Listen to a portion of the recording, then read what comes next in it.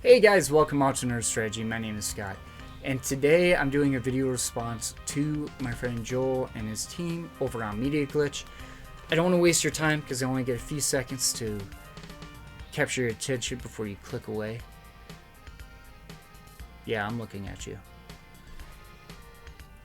To actually get to the point.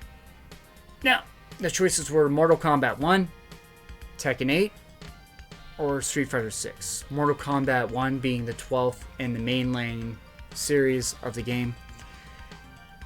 It looks interesting. Now, people are making arguments that the costume factors and stuff like that won't really matter. No, it doesn't really matter as long as it fits the time period that the game is based in.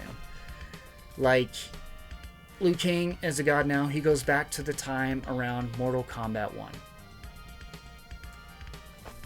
Yeah. It looks interesting. People are kind of like, it's just kind of a reboot. That might steer some people away. But knowing how they do this now, they might advance into the future. I mean, they introduced time travel in the last one. It might still continue in this one. You might get all the roster from Mortal Kombat 11 introduced in this, like new and old costumes or characters. Who knows? They just did the first teaser recently. At the time of recording of this video, that is. And Mortal Kombat 11 had a great combat system, and it was tons of fun. Fortunately, a lot of it was locked online. And that's kind of a turning point for me, is that I don't really want to have to connect to the servers every time I boot up a game.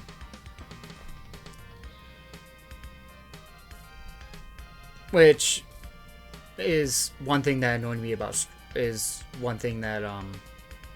annoyed me about that in Dragon Ball FighterZ, which was honestly a great game, minus the trying to connect to servers every time you booted up the game. And that might turn me off again about Mortal Kombat 11. Though I am a huge Mortal Kombat fan and I still will play it just because I want that story.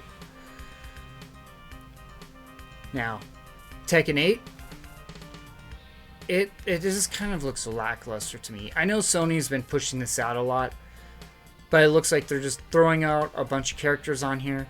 They're saying to hell with the story mode, because the story in this looks like crap.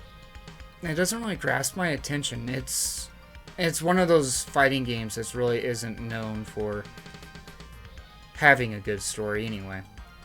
But yeah, I'm not really huge into that series, so I'm probably going to be not getting that.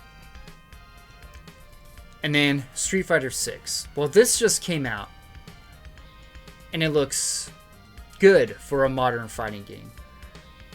It has an insanely robust character creation, which I haven't seen a character creation like this detailed on the physical features of a character since like the PS2 days. Literally, like when you're able to freaking make them look all sorts of weird and distorted. That looks great.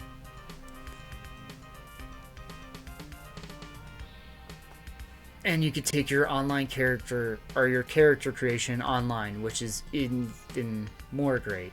So you could play with your friends and say, hey, I'm gonna beat you with my dude that uses Ken's moveset or something. It just, that part is grabbing my attention. And the online hub, I haven't explored it much, but it looks really cool.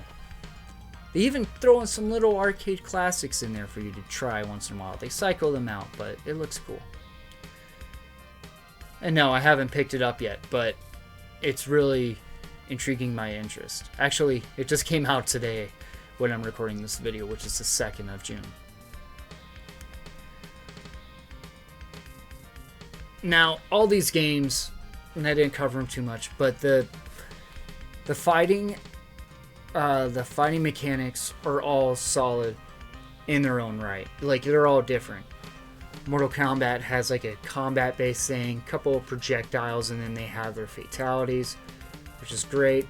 And then they have their add-on super move, which, you know, cool. It's like the Critical Edge in Soul Calibur games.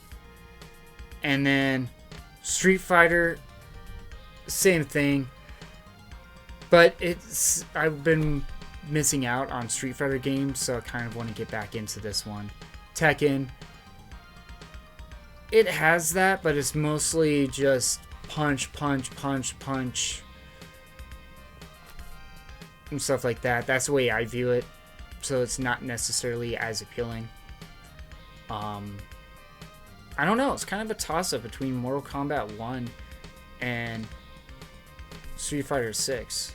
Just because I know what they did because what I see now for Street Fighter 6 looks great, and what they did with Mortal Kombat 11 was absolutely amazing. Especially with some of the DLC characters. I mean, you got to play as a Terminator or RoboCop. Yeah, they weren't competitive, but you got to play as them. That's freaking awesome. And they've been doing that since forever. They had the Teenage Mutant Ninja Turtles and some of their other games they had. I think it was the first Injustice Ultimate Edition has those. And it's the same team, but it's just...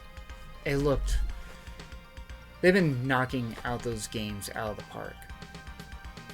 Game of the Year, though, for right now, I honestly think it's going to probably go to Street Fighter 6 because that's a lot more out of the gate.